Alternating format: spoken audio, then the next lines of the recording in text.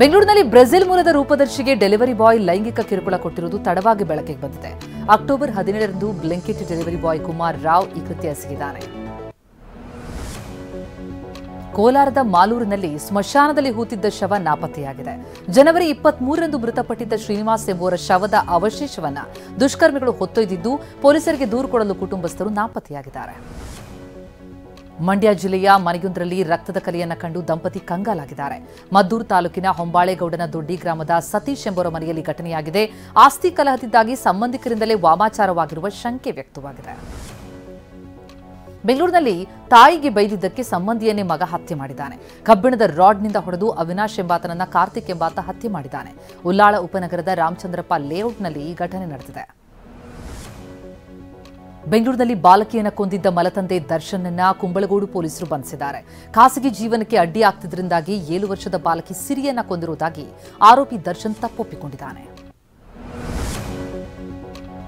ಬೆಂಗಳೂರಿನಲ್ಲಿ ಪಶ್ಚಿಮ ಬಂಗಾಳದ ಮಹಿಳೆ ಮೇಲೆ ಸಾಮೂಹಿಕ ಅತ್ಯಾಚಾರ ಪ್ರಕರಣದ ಪ್ರಮುಖ ಆರೋಪಿ ಸಿಕ್ಕಿಬಿದ್ದಿದ್ದಾನೆ.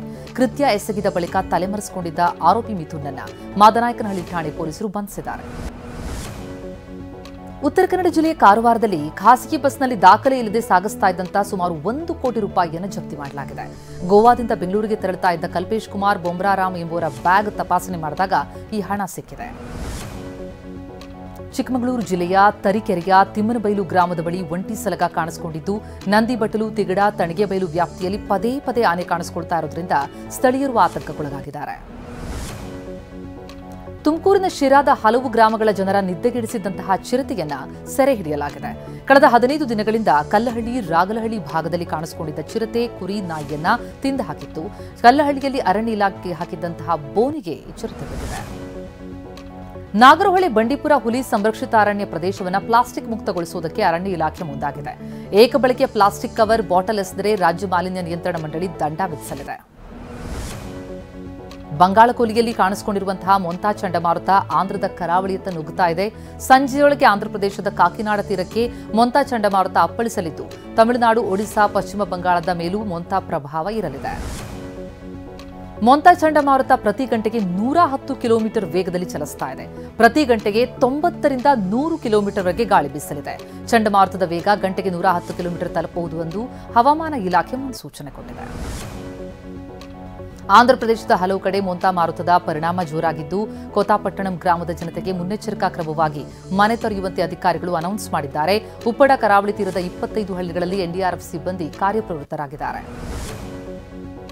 ಆಂಧ್ರಪ್ರದೇಶದ ಮೀನುಗಾರರು ಮೊಂತಾ ಚಂಡಮಾರುತ ಪ್ರಭಾವದ ಹಿನ್ನೆಲೆಯಲ್ಲಿ ಒಡಿಶಾದಲ್ಲಿ ಸಿಲುಕೊಂಡಿದ್ದಾರೆ. 50 ಮೀನುಗಾರಿಕಾ ದೋಣಿಗಳನ್ನು ಒಡಿಶಾದ ಗಂಜಂ ಜಿಲ್ಲೆಯ ಗೋಪಾಲ್ಪುರ ಬಂದರಿನಲ್ಲಿ ಲಂಗರು ಹಾಕಲಾಗಿದೆ. ಮೊಂತಾ ಚಂಡಮಾರುತ ಸುಮಾರು 39 ಲಕ್ಷ ಜನರ ಮೇಲೆ ಪ್ರಭಾವ ಬೀರಲಿದೆ. ಈಗಾಗಲೇ ಕರಾವಳಿ ತೀರದಲ್ಲಿ ನೆಲೆಸಿದ್ದ 50,000ಕ್ಕೂ ಹೆಚ್ಚು ಜನರನ್ನ ಸುರಕ್ಷಿತ ಸ್ಥಳಕ್ಕೆ ಸ್ಥಳಾಂತರಿಸಲಾಗಿದೆ. ಶಾಲೆಗಳಿಗೆ 2 ದಿನ ರಜೆ ಘೋಷಿಸಲಾಗಿದೆ. ಒಡಿಶಾದಲ್ಲೂ ಮೊಂತಾ ಚಂಡಮಾರುತದ ಪ್ರಭಾವ ಇರಲಿದ್ದು ಭಾರೀ ಮಳೆಯಾಗಲಿದೆ ಅಂತ ಹವಾಮಾನ ಇಲಾಖೆ ಎಚ್ಚರಿಸಿದೆ. ಒಡಿಶಾದ 8 ಜಿಲ್ಲೆಗಳಲ್ಲಿ ರಣಮಳೆಯ ಆರ್ಭಟ ಇರಲಿದ್ದು ರೆಡ್ ಅಲರ್ಟ್ ಘೋಷಿಸಲಾಗಿದೆ. ತೆಲಂಗಾಣ ರಾಜ್ಯದಲ್ಲೂ ಮೊಂತಾ ಚಂಡಮಾರುತದ ಪ್ರಭಾವ ಇರಲಿದೆ. ತೆಲಂಗಾಣದ ಭದ್ರಾದಿ, ಮುಳುಗು, ಮೆಹಬೂಬಾಬಾದ್, ಲಯಾಶಂಕರ್ ಭೂಪಾಲದಲ್ಲಿ 7 ಕಡೆ ರಣಮಳೆಯಾಗಲಿದೆ ಅಂತ ಭಾರತೀಯ ಹವಾಮಾನ ಇಲಾಖೆ ಎಚ್ಚರಿಕೆಯನ್ನು ನೀಡಿದೆ. ತಮಿಳುನಾಡಿನ ಮೇಲೂ ಕೂಡ ಮೊಂತಾ ಚಂಡಮಾರುತ ಪ್ರಭಾವ ಬೀರಿದೆ. ತೂತುಕುಡಿ ಸೇರಿದಂತೆ ಹಲವು ಜಿಲ್ಲೆಗಳಲ್ಲಿ ಗುಡುಗು ಮಿಂಚು ಸಹಿತ ಸಾಧಾರಣ ಮಳೆಯಾಗುವ ಸಾಧ್ಯತೆ ಇದೆ. ಸತತ 4ನೇ ದಿನವೂ ಕೂಡ ಮೀನುಗಾರರು ದಡದಲ್ಲೇ ಇದ್ದಾರೆ. ರಾಜ್ಯ ಕರಾವಳಿಗೂ ಮೊಂತಾ ಚಂಡಮಾರುತದ ಎಫೆಕ್ಟ್ ತಟ್ಟಿದೆ. ದಕ್ಷಿಣ ಕನ್ನಡ ಜಿಲ್ಲೆಯಲ್ಲಿ ಮಳೆ ಬಿಟ್ಟು ಬಿಟ್ಟು ಸುರಿತಾ ಇದೆ. ತಣ್ಣೀರುಬಾವಿ ಕಡಲ ತೀರಕ್ಕೆ ಬೃಹತ್ ಗಾತ್ರದ ಅಲೆ ಅಪ್ಪಳಿಸ್ತಾ ಇದೆ. ಮೀನುಗಾರಿಕೆಗೆ ತೆರಳದಂತೆ ಮೀನುಗಾರರಿಗೆ ಎಚ್ಚರಿಕೆ ನೀಡಲಾಗಿದೆ. ಮೊಂತಾ ಚಂಡಮಾರುತದ ಎಫೆಕ್ಟ್ನಿಂದಾಗಿ ಬೆಂಗಳೂರಿನಲ್ಲಿ ರೈಲುಗಳ ಸಂಚಾರದಲ್ಲೂ ವ್ಯತ್ಯಯ ಆಗಿದೆ. ಬೆಂಗಳೂರಿನಿಂದ ಹೊರಡಬೇಕಾಗಿದ್ದಂತಹ ರೈಲುಗಳ ಸಂಚಾರದಲ್ಲಿ ವಿಳಂಬ ಆಗಿದ್ದು ಆಂಧ್ರದ ಕಾಕಿನಾಡದಿಂದ ಬರಬೇಕಿದ್ದ ಎಕ್ಸ್ಪ್ರೆಸ್ ರೈಲು ರದ್ದಾಗಿದೆ. ಬೆಂಗಳೂರು ನಾಗರಕೋಯಿಲ್ ರೈಲು ಸಂಚಾರ ಕೂಡ ಸ್ಥಗಿತ ಆಗಿದೆ.